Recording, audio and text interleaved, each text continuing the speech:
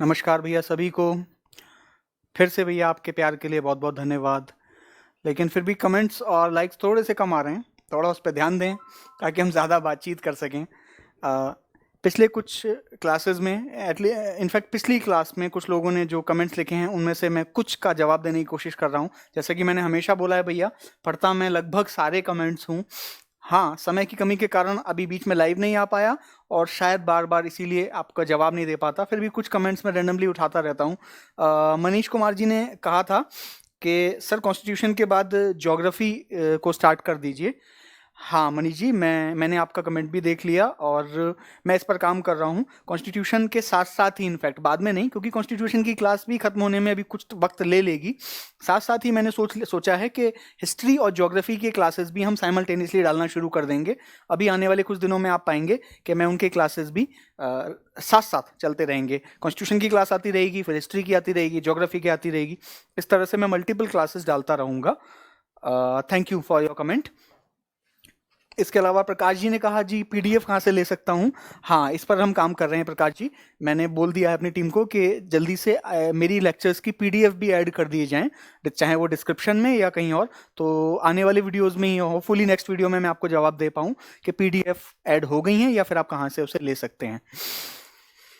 अभिषेक सिंह जी ने बार बार पूछा है कि सर आप सोशल मीडिया पे हैं या नहीं।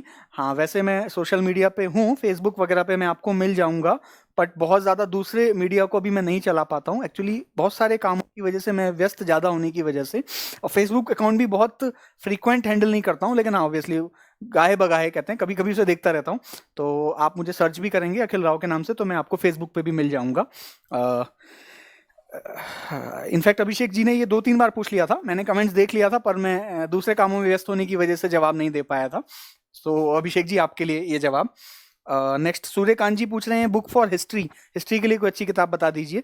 देखिए, वैसे बहुत सारी किताब मार्केट में अवेलेबल हैं, सिंपल ल्यूसेंट भी हम लोग तैयार कर लिया करते थे, लेकिन कोई भी एक किताब अपने आप में कंप्लीट नहीं है। उसी के लिए इस प्लेटफॉर्म की शुरुआत हुई। तो सबसे बेहतर ये रहेगा कि मैं कोशिश करूंगा कि जल्दी से जल्दी आपको हिस्ट्री की क्लासेस प्रोवाइड करा दी जाएं। ल्यूसेंट अपने आप में एक अच्छी किताब है, लेकिन बहुत सारी चीज़ें आप पाएंगे कि एडिशनल हैं उसके अंदर।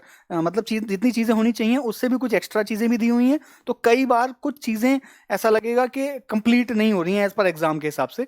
उन चीज़ों को हम अपने लेक्चर्स में कंप्लीट करने की कोशिश करेंगे। तब तक आप चाहें तो लूसेंट को रेफर कर सकते हैं, और भी कुछ अच्छी किताबें रेफर कर सकते हैं। बट मैं जल्दी ही, जैसा कि अभी आपसे वादा किया है, हिस्ट्री की क्लासेस शुरू करने जा रहे हैं, और आप उससे और किसी भी एक बुक को रेफर करके आप कंपेयर कर पाएंगे कि इनफैक्ट क्लास से ही आपके सारी चीज़ें कवर हो जाएंगी। शेरावत जी कह रहे हैं आप बहुत अच्छा पढ़ाते हैं, थैंक यू। मैं डेली वेट करता हूं आपके वीडियो का। बहुत बहुत धन्यवाद आप सबके प्यार के लिए। Thank you so much Sherawat जी।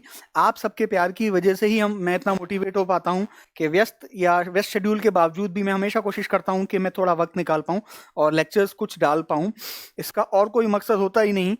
ऊपर वाले की कृपा से, आप सब बड़ों के आशीर्वाद से और आप सबकी दुआओं से जॉब में आ गया, और उससे मेरे सारे खर्चे, मेरी सारी दिनचर्याएं पूरी हो जाती हैं।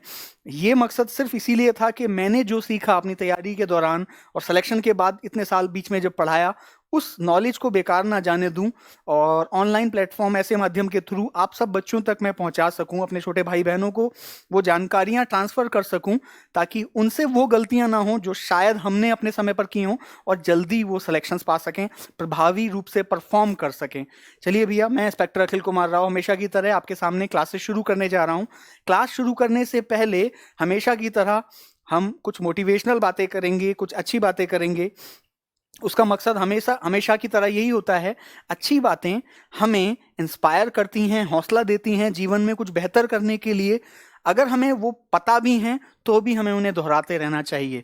बहुत सारी पूजा अर्चनाएं हमें याद होती हैं, लेकिन हम रोज़ उन्हें करते हैं। क्यों? क्योंकि अच्छी चीज़ों को दोहराते रहने से उनकी नींव, उनकी बुनियाद बहुत मजबूत हो जाती है, और वो हमारे चेतन मस्तिष्क से अवचेतन मस्तिष्क में पहुंच जाती हैं, हमारे कॉन्शियस माइंड से हमारे अनकॉन्शियस माइंड में जाती हैं, और धीरे धीरे हमारे स्वरूप, हमारे विचारों, हमारे कर्मों का हिस्सा बन जाती हैं।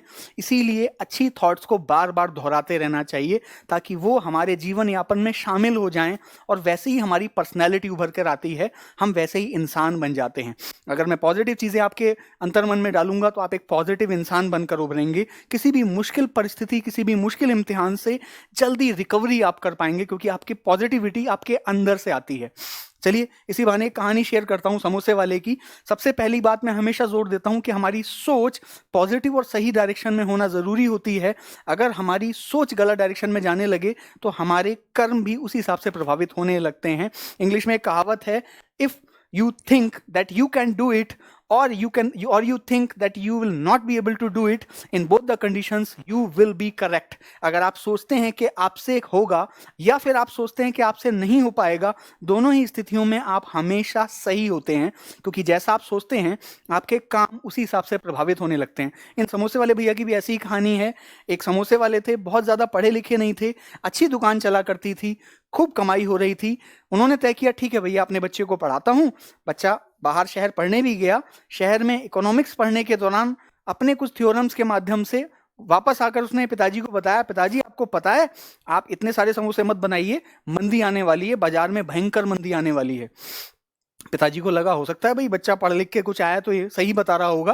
पिताजी ने क्या किया, उस मंदी से बचने के लिए अपने समोसों की क्वांटिटी कम करना शुरू कर दिया। सिर्फ क्वांटिटी ही कम नहीं किया, थोड़ा क्वालिटी में भी कंप्रोमाइज शुरू कर दिया। मसालों की खपत बचाने के लिए थोड़ा कमतर मसाले या कमतर लेवल के मसाले, क्वालिटी के मसाले डालने शुरू कर दिए। उसका रिजल्ट खाने वालों को दिखाई देने लगा। जो समोसा खाने रोज उनके ग्राहक आते थे, उन्हें दिखने लगा कि क्वालिटी भी गिरती जा रही है और कई बार ग्राहक खड़े रह जाते थे, समोसे खत्म हो जाते थे। इस वजह से ग्राहक भी आना कम होते चले गए, समोसों की सेल और कम होती चली गई और धीरे धीरे उनके न्यूनतम स्तर पर आ गई। और तब समोसे वाले ने कहा कि हाँ देखो बेटा कितना सच बोल रहा था, मंदी तो आने वाली थी, अच्छा हुआ मेरा बेटे ने पहले ही मुझे बता दिया। लेकिन क्या आपको लगता है कि वाकई मंदी के कारण सेल कम हुई या उनकी गलत दिशा में सोच के कारण ही सेल कम हो गई थी और उन्हें मंदी का एहसास हो गया था? हर बार मैं ये नहीं कह रहा कि पढ़ाई लिखाई वाला गलत बोलेगा। इसका मकसद, इस कहानी का मकसद ये बताना है कि कई बार हमारी सोच हमारे रिजल्ट को प्रभावित करने लगती है और फिर उस रिजल्ट को हम जस्टिफाई करते हैं। देखो देखो मैंने तो ऐसा सोचा था, देखो ऐसा ही हो गया, मुझे पता था नुकसान होगा, नुकसान हो गया। आप पॉजिटिव सोच रखिए, हमेशा पॉजिटिव काम करेंगे और पॉजिटिव रिजल्ट आने भी शुरू हो जाएंगे। सेकंड स्टेप मैं हमेशा बोलता हूं कि खाली सोच से काम चलेगा नहीं। सोच पहला स्टेप है, पहला स्टेप सही सोच रखना। सेकंड स्टेप शुरू होता है कुछ कर्म करना। कर्म करने के लिए अपना एक गोल चुनिए, अपने जीवन में एक मकसद, एक मंजिल को चुनिए और उस तक पहुंचने के लिए रास्ते निकालिए और लगातार मेहनत करिए। सोचिए आपके पास दुनिया का सबसे बेहतरीन विमान है, लेकिन आपके पायलट को यह पता ही नहीं जाना कहाँ है, तो आप क्या कहीं पहुंच पाएंगे? नहीं। बेहतरीन से बेहतरीन गाड़ी या बेहतरीन से बेहतरीन हवाई जहाज आपको कहीं भी नहीं पहुंचा सकता जब तक आपको मंजिल का ही पता ना हो। तो पहले हमें अपने जीवन में एक मंजिल तय करनी पड़ती है। वो आपके करियर में कुछ भी हो सकती है। हो सकता है वो एक सरकारी नौकरी करना हो, वो हो सकता है वो एक अच्छा बिजनेस खड़ा करना हो। इस तरह की कोई भी मंजिल, कोई भी गोल, कोई भी लक्ष्य अपने जीवन में चुनिए और फिर उसके लिए मेहनत करिए, लगातार प्रैक्टिस करिए। उस प्रैक्टिस के दौरान थोड़े खतरे आएंगे, थोड़ी मुश्किलें आएंगी, उन मुश्किलों से घबराइएगा नहीं। याद रखिए हवाई जहाज सबसे ज्यादा सुरक्षित तब होता है जब वो जमीन पे खड़ा होता है, लेकिन क्या वो जमीन पे खड़ा होने के लिए बना होता है? सोचिए ऐसा हवाई जहाज जो कभी उड़े ही नहीं, आप उसे एक कामयाब हवाई जहाज कहेंगे? नहीं। हमें जीवन में थोड़ी मुश्किल, थोड़े मुश्किल हालात या थोड़े विपरीत परिस्थितियों का सामना करना पड़ता है खुद को बेहतर बनाने के लिए, अपने जीवन स्तर को बेहतर करने के लिए। थोड़े बहुत रिस्क, थोड़े बहुत मुश्किल आए, उनसे मत घबराइएगा। पॉजिटिव सोच और सही एक्शंस परफॉर्म करिएगा, कामयाबी मिलना शुरू हो जाती है। तीसरा स्टेप जो मैं बताना चाहूंगा, गोल। मैं पहले भी दोहरा चुका हूं, अपना गोल चुनिए और उस पर से फोकस मत हटाइए भैया। अपनी मंजिल चुनने के बाद उसे बार बार बदलिएगा नहीं। सूरज की रोशनी कितनी ही गर्म क्यों ना हो, वो तब तक एक कागज में आग नहीं लगा पाती जब तक उसे एक लेंस से गुजारकर एक पॉइंट पर फोकस्ड नहीं कर दिया जाता है। ये फोकस का कमाल है। जब हम अपनी सारी शक्ति को एक जगह केंद्रित कर देते हैं, उसकी ताकत, उसकी क्षमता कई गुना बढ़ जाती है और उसी हिसाब से रिजल्ट आने लगते हैं। इसलिए अपने जीवन में एक लक्ष्य चुनिए, उसके लिए कड़ी मेहनत करिए, उसे बार बार मत बदलिए। अगर एक या दो बार नाकामयाबी भी मिले, लक्ष्य को नहीं बदलना है, तरीकों को बदलना है। बेहतर तरीके अपनाइए, कामयाबी जरूर मिलेगी। इस पॉजिटिव थॉट के साथ भी आज की क्लास शुरू करते हैं संविधान, कॉन्स्टिट्यूशन के ऊपर। संविधान में पिछली क्लासेस में मैं आपको बता चुका हूं कि हमारे संविधान का तीसरा भाग हमारे मूल अधिकारों से रिलेटेड है। हमारे संविधान का पार्ट 3 फंडामेंटल राइट्स हमें बताता है। जो पिछली क्लासेस में हमने पढ़ा है उसका एक बेसिक चीजें मैंने लिख दी हैं, जल्दी से इसे रिवाइज कर लीजिएगा। इसका एक स्क्रीनशॉट ले लीजिएगा पॉज करके और इसे रिवाइज कर लीजिएगा। मूल अधिकार हम भारत के नागरिकों को मिले हुए कुछ इंपॉर्टेंट अधिकार जो उनके जीवन यापन या उनकी बुनियादी जरूरतों के लिए जरूरी समझे गए, हमारे संविधान निर्माताओं ने उन्हें हमारे देश के लिए, हमारे संविधान में, हमारे देश के नागरिकों के लिए हमारे संविधान में शामिल किया। संविधान का भाग 3 आर्टिकल या अनुच्छेद 12 से 35 हमें ये मूल अधिकार या फंडामेंटल राइट्स प्रोवाइड कराते हैं। पिछली क्लासेस में ये सब हम पढ़ चुके हैं। अगर आपने नहीं पढ़ी हैं तो मेरी पिछली क्लासेस में जाइएगा, उन्हें रिवाइज कर लीजिएगा। ये कहां से लिए गए? पिछली क्लासेस में बता चुका हूं, यूएसए से। यूएसए यानी संयुक्त राज्य अमेरिका ने अपने संविधान में इस प्रकार के मूल अधिकारों को शामिल किया हुआ था अपने देश के नागरिकों को। उसी सोच को हमारे संविधान निर्माताओं ने हमारे देश के संविधान में शामिल किया ताकि वो चीजें हमारे देश के नागरिकों को भी मिल सकें। सब कहां से लिए गए? यूएसए से। इनिशियली ये कितने थे? 7। आज ये कितने हैं? 6। ये 6 क्यों रह गए? क्योंकि भैया 44वें संविधान संशोधन 1978 में इन 7 में से एक मूल अधिकार, जिसे राइट टू प्रॉपर्टी या फिर संपत्ति का अधिकार भी कहा जाता था, मूल अधिकारों से हटा दिया गया। पहले संपत्ति रखना मूल अधिकारों में शामिल था, लेकिन इस तरह के मूल अधिकार भारत के नागरिकों को देने में सरकार को जमीनों का अधिग्रहण करने में बहुत दिक्कतें आ रही थी, इसलिए संपत्ति के अधिकार को मूल अधिकारों से हटा दिया गया। कब? 44वें संविधान संशोधन 1978 में। बार बार एग्जाम में क्वेश्चन पूछा जाता है, इसे प्लीज याद कर लीजिएगा, एग्जाम पॉइंट से इंपॉर्टेंट है। पिछली क्लासेस में बार बार बता चुका हूं, इस बार सिर्फ रिवाइज करा रहा हूं। आज ये 6 फंडामेंटल राइट्स हैं, 6 मूल अधिकार हैं जिन्हें अभी हम रिवाइज करने जा रहे हैं। इसके अलावा मैंने अपनी पिछली क्लासेस में आपको ये 3 इंपॉर्टेंट बातें भी बताई जो क्वेश्चन एग्जाम में पूछे जाते हैं। फंडामेंटल राइट्स ज्यूडिशिएबल हैं, यानी मूल अधिकार न्यायालय में प्रवर्तनीय हैं। इसका मतलब अगर हमारे मूल अधिकारों का हनन होता है, उन्हें छीना जाता है किसी संस्था, किसी सरकार के एक अंग द्वारा, तो हम उसे न्यायालय में चुनौती दे सकते हैं, हम उसके लिए कोर्ट में जा सकते हैं। इनफैक्ट इसी क्लास में हम पढ़ेंगे कि हम उसके लिए डायरेक्टली सुप्रीम कोर्ट या हाई कोर्ट जा सकते हैं। हालांकि मूल अधिकार प्रवर्तनीय हैं और कौन कौन से अधिकार नहीं हैं? मूल कर्तव्य और राज्य के नीति निर्देशक तत्व। पिछली क्लास में फिर बताया था, रिवाइज करिएगा जाके। इमरजेंसी के दौरान कुछ मूल अधिकार नहीं छीने जाते हैं, पिछली क्लास में बता चुका हूं, आर्टिकल नंबर 20 एंड 21। रिवाइज कर लीजिएगा प्लीज। क्या मूल अधिकारों में संशोधन हो सकता है? जवाब है हाँ। पहले गोलकनाथ केस में सुप्रीम कोर्ट ने कहा कि संविधान मूल अधिकारों में संशोधन नहीं किया जा सकता। बाद में एक बहुत ही ऐतिहासिक केस हुआ केरल के संत द्वारा 1973 में। संत केशवानंद भारती ने केस किया। केशवानंद भारती केस में सुप्रीम कोर्ट की सबसे बड़ी बेंच ने कहा मूल अधिकारों में परिवर्तन किया जा सकता है, बशर्ते संविधान के मूल ढांचे में कोई छेड़छाड़ ना हो। यानी इस ऐतिहासिक फैसले में संविधान के मूल ढांचे की डेफिनेशन दे दी सुप्रीम कोर्ट ने। Basic structure of the constitution में बदलाव नहीं होना चाहिए, आप मूल अधिकारों में बदलाव कर सकते हैं। इसी के तहत बाद में आप देखेंगे 1973 में फैसला आया है और 78 में मूल अधिकारों में बदलाव हुआ। एक प्रकार के मूल अधिकार, संपत्ति के अधिकार को यहां से हटा दिया गया था। कुछ ऐसे मूल अधिकार हैं जो केवल भारतीयों को मिले हुए हैं और कुछ ऐसे मूल अधिकार हैं जो भारतीयों के अलावा विदेशियों को भी प्राप्त हैं। ये पूरी लिस्ट पिछली क्लास में बता चुका हूं, आप जाके रिवाइज करिएगा। ये अब तक वो चीजें हैं जो हम पिछली क्लास में पढ़ चुके हैं। फिर कह रहा हूं, अगर आपने रिवाइज नहीं की हैं या आपसे वो क्लास छूट गई हैं, जाके रिवाइज करिएगा। ये मूल अधिकार, टोटल 6 मूल अधिकारों में से ऊपर के 3 मूल अधिकार मैं आपको पिछली क्लासेस में पढ़ा चुका हूं, जल्दी से दोहरा देता हूं। राइट टू इक्वालिटी, समता का अधिकार, आर्टिकल नंबर 14 से 18, पिछली क्लास हो चुकी है, रिवाइज करिएगा। स्वतंत्रता का अधिकार, आर्टिकल नंबर 19 to 22, पिछली क्लासेस में पढ़ा चुका हूं, रिवाइज करिएगा।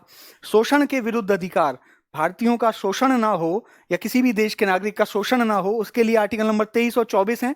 23 पिछली क्लास में बताया था, व्यक्तियों की खरीद फरोख्त पर रोक लगाना, यानी कि दास प्रथा का अंत करना। लोगों को वस्तुओं की तरह खरीदा बेचा जाता था, गुलाम बनाया जाता था, उन चीजों पर रोक लगाई थी इस आर्टिकल के तहत।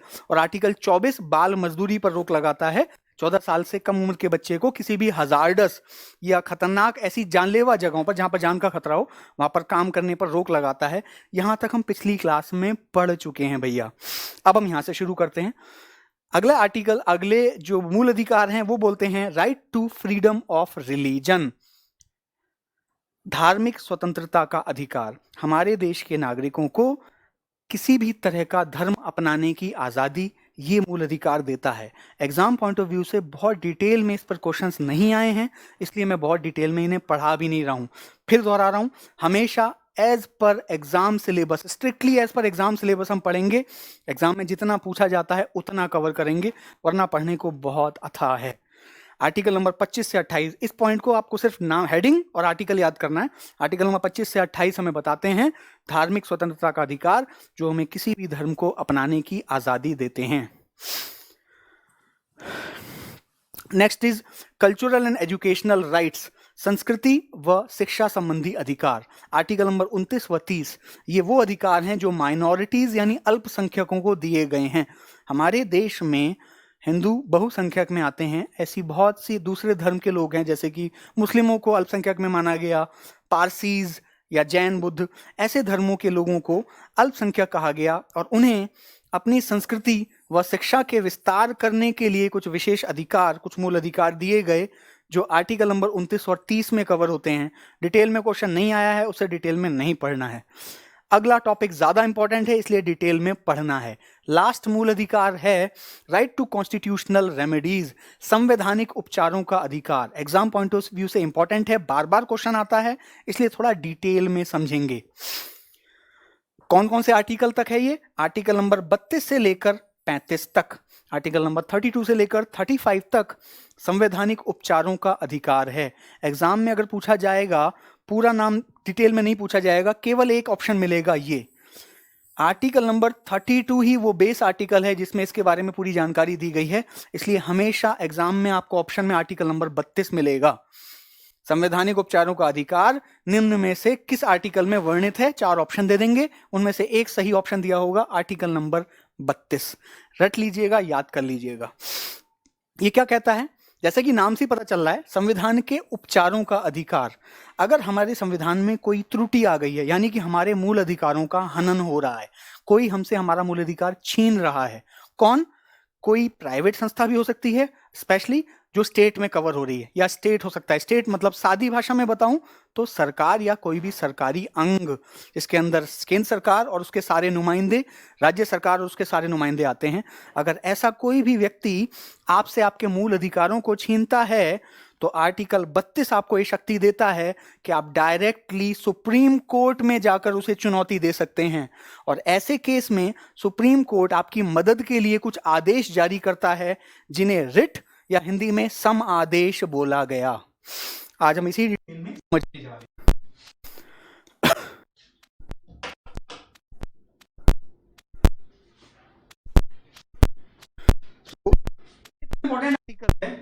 देखना इसमें कुछ वो आ रहा है, मैसेज आ रहा है,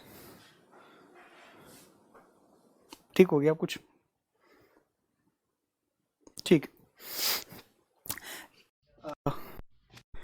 भैया ये इतना इंपॉर्टेंट आर्टिकल है कि इसे डॉक्टर भीमराव अंबेडकर ने heart and soul of the constitution कहा, यानी इसे संविधान की हृदय और आत्मा कहा गया है। ये भी बार बार एग्जाम में पूछा जाता है, डॉक्टर भीमराव अंबेडकर द्वारा संविधान की हृदय या आत्मा किसे कहा गया? आंसर इज अनुच्छेद 32, संवैधानिक उपचारों का अधिकार, इंग्लिश में राइट टू कॉन्स्टिट्यूशनल रेमेडीज। इसके तहत हम सुप्रीम कोर्ट जा सकते हैं अपने मूल अधिकारों को बचाने के लिए, और हमारे सपोर्ट में सुप्रीम कोर्ट जारी करता है रिट। अब वो रिट क्या होती हैं, कितने प्रकार की होती हैं, इन्हें हम इस क्लास में जल्दी से समझ लेते हैं। सबसे पहले देख लीजिए, रिट 5 प्रकार की होती हैं, जिनके इंग्लिश में नाम मैंने यहाँ लिख दिए। इनफैक्ट ये इंग्लिश वर्ड नहीं है, लैटिन वर्ड्स हैं, दूसरी भाषा के शब्द हैं। इन्हें एज इट इज ही इनकॉर्पोरेट कर लिया गया है हमारे संविधान में। 5 प्रकार की रिट हैं: हैबियस कॉर्पस, मैंडेमस, प्रोहिबिशन, सर्टियोररी, क्वो वारंटो। ये 5 प्रकार की रिट कब कब क्यों जारी की जाती हैं, समझ लेते हैं। इससे पहले एक एडिशनल जानकारी, हमारे संविधान के अनुच्छेद 32 में सुप्रीम कोर्ट को यह शक्ति है कि आपके मूल अधिकारों को बचाने के लिए वो रिट जारी कर सकता है।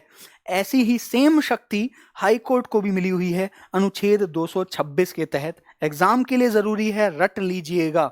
हमारे मूल अधिकारों को बचाने के लिए हम डायरेक्टली सुप्रीम कोर्ट या हाई कोर्ट जा सकते हैं। सुप्रीम कोर्ट अनुच्छेद 32 के तहत और हाई कोर्ट अनुच्छेद 226 के तहत, और दोनों को ये शक्ति प्राप्त है, वो अपने अंदर आने वाले एरिया में, मान लीजिए स्टेट सरकार से कोई रिलेटेड मैटर है तो आप हाई कोर्ट जा सकते हैं, और हाई कोर्ट उस राज्य से संबंधित मामले के लिए आपके मूल अधिकारों को बचाने के लिए रिट जारी कर सकता है।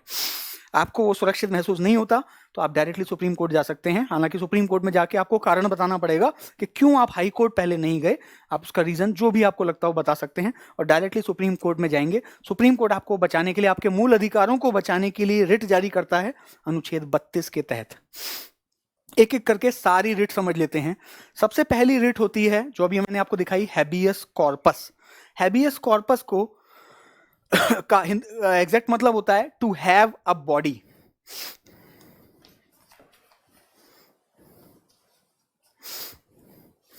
हिंदी में शायद मेंशन नहीं किया है, मैं मेंशन कर देता हूं। हैबियस कॉर्पस को बोला गया है बंदी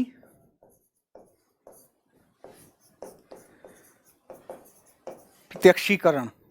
जैसा कि नाम से ही पता चल रहा है कि यदि किसी भी सरकारी तंत्र या किसी सरकारी अधिकारी द्वारा किसी भी व्यक्ति को गैर कानूनी रूप से बंदी बना दिया जाए तो एक तरह से आपने उसकी आजादी पर रोक लगा दी है। तो सुप्रीम कोर्ट आदेश देता है कि उस बंदी को मेरे सामने प्रत्यक्ष रूप से प्रस्तुत कीजिए।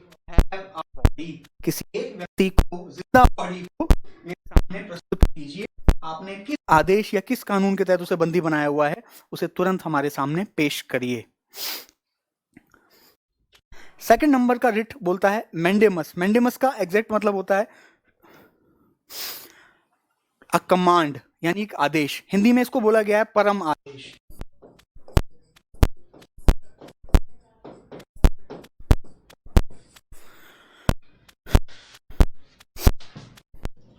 ये कब किया जाता है? यदि कोई सरकारी कर्मचारी अपने किसी पर्टिकुलर काम को प्रॉपर तरीके से नहीं कर रहा है, या यूं कह लीजिए अपनी ड्यूटी, अपने दायित्व को नहीं निभा रहा है, तब उसे ये आदेश दिया जाता है कि आप अपने दायित्व को निभाइए, अपने सार्वजनिक कर्तव्यों का पालन करिए, आपकी ये ड्यूटी के अंदर आता है। तो कोई भी अधिकारी यदि अपने कर्तव्यों का पालन ना करते हुए आपके मूल अधिकारों को हनन करता है तो ऐसा आदेश जारी किया जाता है। हालांकि इसके एक्सेप्शन है, प्रेसिडेंट और गवर्नर, यानी राष्ट्रपति और गवर्नर को इससे बाहर रखा गया है।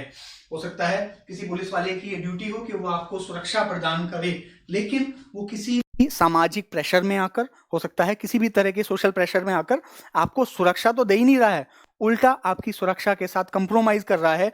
दूसरे कुछ लोगों तक को आपको आपकी सूचना हो सकता है प्रोवाइड करा रहा हो सकता है आपको बचाने की बजाय आपको दूसरे लोगों के हवाले कर रहा हो।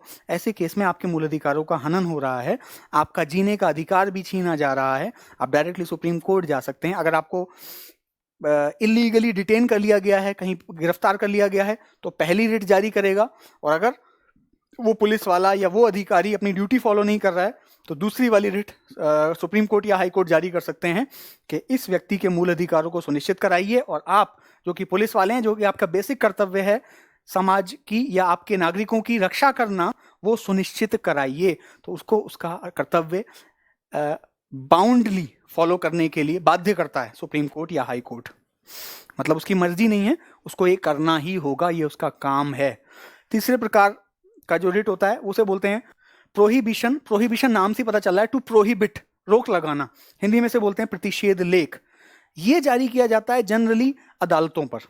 मान लीजिए सुप्रीम कोर्ट से नीचे की कोई, सुप्रीम कोर्ट या हाई कोर्ट से नीचे की कोई अदालत है, डिस्ट्रिक्ट लेवल पर जो अदालतें होती हैं, वहां आप पाते हैं कि वो कोई पर्टिकुलर ऐसी सुनवाई कर रही है जो उनके अधिकार क्षेत्र में आता ही नहीं है।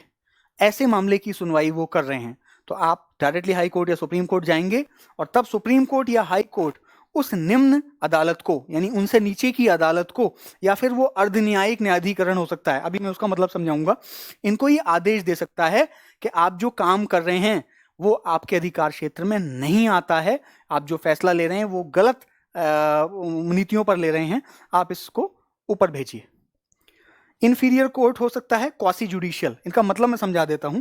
अर्ध न्यायिक न्यायाधिकरण का मतलब ये होता है भैया, वो पूरी तरह न्यायिक व्यवस्थाएं नहीं होती, बहुत सारे डिपार्टमेंट्स को जुडिशरी पावर्स भी दी जाती है। फॉर एग्जांपल आप जानते हैं सेंट्रल एक्साइज और कस्टम डिपार्टमेंट, हमारे डिपार्टमेंट में भी हमारे अपने अपीलेट ट्रिब्यूनल हैं, जिसे सेस्टेट बोला जाता है, central excise and service tax appellate tribunal, जिसके तहत कोई भी टैक्स रिलेटेड मामला आप कोर्ट में जाने से पहले हमारे अपीलेट ट्रिब्यूनल में जा सकते हैं। वहाँ हमारे अधिकारी ही जज की भूमिका में होते हैं, यानी हमारे उससे पहले भी कमिश्नर अपील होता है, तो हमारे डिपार्टमेंट के कमिश्नर को या उस लेवल के दूसरे ऑफिसर्स को जज वाली पावर दे दी जाती है कि आप अपने स्तर पर कानून के तहत इस मामले को निपटा लीजिए। वहाँ अगर वो नहीं निपटता है तो हायर कोर्ट में जाया जाता है। तो यानी कि नीचे की अदालत हो या फिर ऐसे अर्ध न्यायिक न्यायाधिकरण हो, ऐसे अपीलेट ट्रिब्यूनल हो जो बहुत सारे विभागों में बने हुए हैं, उनको ये आदेश दिया जाता है कि आप जो ये फैसले ले रहे हो ये आपके अधिकार क्षेत्र में नहीं आते हैं, आप इसे ऊपर भेजिए, हम इस पर फैसला लेंगे। अगर फैसला नहीं लिया गया है तो वो ये आदेश जारी करेगा। मान लीजिए फैसला हो चुका, बाद में आप कोर्ट गए, तब क्या होगा? तब चौथा वाला आदेश सर्टियोररी, जिसे हिंदी में बोलते हैं उत्प्रेषण।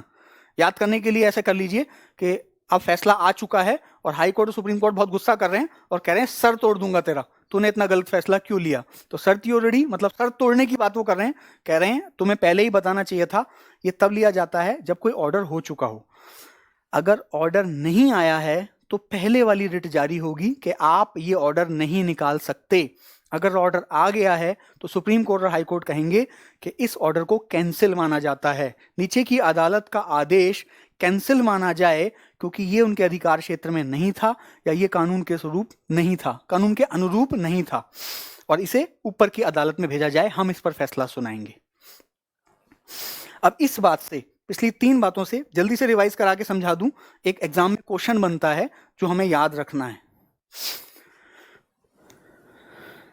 सबसे पहला सिंपल रिट मैंने आपको बताया, हैबियस कॉर्पस, जिसे बोलते हैं बंदी प्रत्यक्षीकरण। कोई अगर बंदी बनाया हुआ है व्यक्ति तो उसको हमारे सामने पेश करिए, आपने इलीगली किसी को बंदी क्यों बना लिया। कानूनी रूप से अगर पुलिस किसी को पकड़ती है तो 24 घंटे के अंदर अदालत में उसे प्रस्तुत करना पड़ता है। अगर गैर कानूनी रूप से कोई पुलिस वाला हो सकता है या कोई दूसरा बड़ा अधिकारी हो सकता है या कोई दूसरा सरकारी अंग हो सकता है, आपको गिरफ्तार किए हुए है, तो आपसे जुड़ा कोई भी व्यक्ति आपका रिप्रेजेंटेटिव बनकर आपका वकील हो सकता है। वो कोर्ट में जाएगा और कहेगा मेरे मुवक्किल को, मेरे क्लाइंट को जबरदस्ती बंदी बनाया हुआ है गैर कानूनी रूप से, उसके मूल अधिकारों का हनन हो रहा है, उसकी आज़ादी का हनन हो रहा है, और सुप्रीम कोर्ट और हाई कोर्ट ये आदेश जारी करते हैं कि तुरंत बंदी बनाए गए व्यक्ति को हमारे सामने प्रस्तुत कीजिए इतने घंटे के अंदर इस जगह पर। तो ये आपको आज़ादी सुनिश्चित करा रहा है भैया। क्वेश्चन क्या बनता है, सेकंड, थर्ड और फोर्थ रिट पे बताना चाह रहा हूँ। सेकंड टाइप की रिट में क्या कहा गया है, मैंडेमस परम आदेश। अगर कोई भी सरकारी कर्मचारी, मान लीजिए कोई डीएम साहब हो सकते हैं, कोई पुलिस वाले एसएसपी साहब हो सकते हैं, वो अपने कानून का प्रॉपरली पालन नहीं कर रहे हैं, अपने कर्तव्यों का पूरा प्रॉपरली पालन नहीं कर रहे हैं, तो उनको ये आदेश दिया जाता है कि ये पर्टिकुलर काम आपके कर्तव्यों में आता है। जैसे मैंने अभी उदाहरण दिया, मान लीजिए नागरिकों की सुरक्षा, ये नागरिकों को सुरक्षा प्रदान करना आपकी ड्यूटी है, आप इसे प्रोवाइड कराइए। तो अगर किसी एडमिनिस्ट्रेटिव एजेंसी को उसका अधिकार बताते हुए, उसका कर्तव्य याद दिलाते हुए आदेश दिया जाता है, उसे मैंडेमस कहा गया। लेकिन अधिकारी ना होकर के कोई न्यायालय हो तो उसे प्रोहिबिशन कहा जा रहा है। प्रोहिबिशन में क्या कह रहे हैं कि छोटी अदालत है, ये आपके कानून क्षेत्र में नहीं आता, आपके अधिकार क्षेत्र में नहीं आता, इस पर आप फैसला मत सुनाइए, हमारे पास भेजिए इस केस को। और अगर आपने फैसला सुना दिया है तो गुस्से में कह रहे हैं सर तोड़ दिया जाएगा आपका, आप माने क्यों नहीं, आपने फैसला कैसे सुना दिया, आपका फैसला कैंसिल माना जाता है। तो यहां से क्वेश्चन ये बनता है कि जो मैंडेमस था, मैंडेमस चाहे तो कोई न्यायिक अदालत हो उसके खिलाफ भी सुप्रीम कोर्ट जारी कर सकता है, या फिर स्पेशली एडमिनिस्ट्रेटिव अथॉरिटी जैसे कोई डीएम साहब, कोई एसपी साहब या कोई और बड़ा अधिकारी हो सकता है जिसके खिलाफ सुप्रीम कोर्ट, हाई कोर्ट ये फैसला जारी करता है। लेकिन जो नीचे वाले दोनों मैंने रिट आपको बताए हैं, प्रोहिबिशन और सर्टियोररी, ये केवल न्यायिक या अर्ध न्यायिक संस्थाओं के लिए सुप्रीम कोर्ट, हाई कोर्ट जारी करता है, ये किसी एडमिनिस्ट्रेटिव पावर के लिए जारी नहीं किया जाता। ये एग्जाम में क्वेश्चन पूछा जाता है कि इनमें से कौन सा दोनों को जारी कर सकता है सुप्रीम कोर्ट या हाई कोर्ट, या इनमें से कौन सा आदेश ऐसा है जो केवल जुडिशियल और क्वासी जुडिशियल यानी न्यायिक और अर्ध न्यायिक संस्थाओं को जारी की जाती है, रिट जारी की जाने वाली रिट है। तो एग्जाम में क्वेश्चन पूछा जाता है, इसको याद कर लीजिएगा भैया। समझ में नहीं आई हो वापस रिवाइज करके सुनिएगा। वर्ड अजीबोगरीब हैं क्योंकि हमारी भाषा के नहीं होते हैं, लेकिन ऐसे ही है भैया, मैंने आपने नहीं बनाए, हमें याद करने और एग्जाम में ऐसे डायरेक्ट क्वेश्चन पूछे जाते हैं, रट लीजिएगा। सिर्फ लास्ट बचता है, लास्ट रिट बोलते हैं क्वो वारंटो, हिंदी में बोला जाता है अधिकार प्रच्छा लेख। इसके तहत सुप्रीम कोर्ट पूछता है कि यदि कोई व्यक्ति अपने अधिकार क्षेत्र से बाहर जाकर काम करने लगे, कोई भी सरकारी कर्मचारी या सरकारी अधिकारी अपने अधिकार क्षेत्र से बाहर जाके काम करने लगे जो उसकी पावर में नहीं आता था। अभी मैंडेमस कब आ रहा था? स्टार्टिंग में वो तब आ रहा था जब वो अपने कर्तव्यों का पालन नहीं कर रहा था। मान लीजिए किसी पुलिस वाले को सुरक्षा देनी थी, आपको सुरक्षा नहीं दे रहा था, तब मैंडेमस। यहां मैं बोल रहा हूं उसका अधिकार क्षेत्र मान लीजिए एक पर्टिकुलर शहर है, लेकिन उस शहर के बाहर जाकर वो अपनी पावर का इस्तेमाल कर रहा है, और शहर के बाहर भी अगर आप दूसरे जिले में आते हैं तब भी आपको डराया धमकाया जा रहा है या आपको वहां से उठा लिया जा रहा है बिना प्रॉपर कागजात के। तो यानी अपने अधिकार से बाहर जाकर कोई सरकारी कर्मचारी, सरकारी अधिकारी अपनी पावर का इस्तेमाल करे, तब आप डायरेक्टली यहां जाते हैं सुप्रीम कोर्ट में। और ऐसे मामलों में जो रिट जारी होती है उसको बोलते हैं क्वो वारंटो या अधिकार प्रच्छा लेख। सुप्रीम कोर्ट कहता है आपने किस अधिकार से ये काम किया, ये आपके अधिकार क्षेत्र में नहीं आता था, ये आपकी पावर के बियॉन्ड था, और आप साबित करिए। अगर वो संतोषजनक जवाब नहीं दे पाता है कर्मचारी या अधिकारी, तो उसको तुरंत उसके कार्य से मुक्त कर दिया जाता है, सस्पेंड कर दिया जाता है, हटा दिया जाता है। तो ये 5 प्रकार की रिट हैं। बार बार रिवाइज कर लीजिएगा, इस लेक्चर को बार बार याद कर लीजिएगा, एग्जाम के पॉइंट ऑफ व्यू से बहुत ज्यादा इंपॉर्टेंट हैं। फिर से कहूंगा, बहुत ढेर सारा प्यार देने के लिए बहुत बहुत धन्यवाद। अपनी बातें, अपने विचार कमेंट्स के माध्यम से बताते रहिएगा, लाइक करते रहिएगा, ताकि मुझे पता चलता रहे कि आपको वीडियोस पसंद आ रहे हैं और क्या क्या नई चीज़ें आप चाहते हैं। अपने क्वेश्चंस भी आप चाहें तो कमेंट्स में डाल सकते हैं। अगली क्लासेस में फंडामेंटल राइट्स या मूल अधिकार जो मैंने अभी तक आपको पढ़ाया है, इनसे जुड़े हुए सारे क्वेश्चंस हम डिस्कस करने वाले हैं। पिछले 1-2 सालों के लिए नहीं, 10, 15, 20, 25 सालों तक जो भी पिछले सवाल आए हुए हैं, इस टॉपिक से हम उन्हें कवर करने वाले हैं और देखेंगे क्या हमारे पढ़ाया हुआ लेक्चर सफिशिएंट है कि नहीं पिछले 25 सालों तक का सारे क्वेश्चंस या सारा डाटा कवर करने के लिए। बहुत बहुत धन्यवाद भैया, कड़ी मेहनत करिए और खूब कामयाब होइए। Thank you.